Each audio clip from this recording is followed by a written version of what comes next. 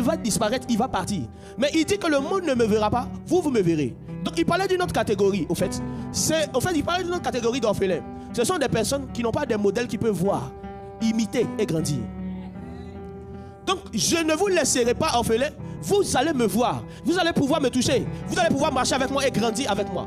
Parce que ce qui caractérise la paternité, c'est la présence. C'est la présence.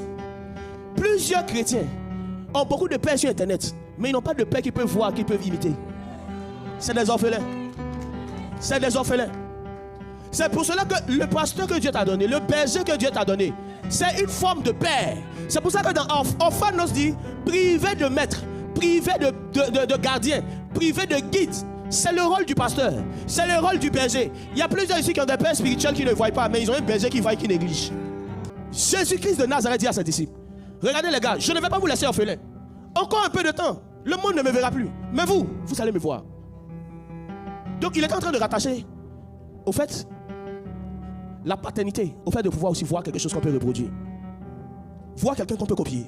Voir quelqu'un qu'on peut imiter. Suivre quelqu'un. Suivre cette personne. Jésus-Christ était le maître des disciples. Si le maître disparaît, les disciples sont orphelins. Malgré qu'ils ont leur père, leur mère biologique qui vivent. Ils sont orphelins. Orphelins dans quel domaine? Dans le domaine de l'esprit. Ils sont orphelins. Donc il y a des orphelins physiques et il y a des orphelins spirituels. Regarde. Certains d'entre vous ici, vous posez les questions sur votre existence auxquelles vos pères biologiques ne peuvent pas répondre, auxquelles vos mères biologiques ne peuvent pas répondre. Ce n'est pas parce qu'elles ne veulent pas, elles n'ont pas la capacité. Parce que tel qu'il y a un père dans les cieux, tu as aussi eu un père sur la terre. Tel que la réalité, la Bible a voulu te faire comprendre qu'il y a un père dans le ciel, mais il y a aussi un père sur la terre. De la même manière, tu as un père physique et tu as un père spirituel. Tu as un père dans la foi. Il n'y a pas de chrétien qui, au fait, peut réussir dans sa vie chrétienne sans un guide, sans un maître, sans un père. Ce n'est pas possible.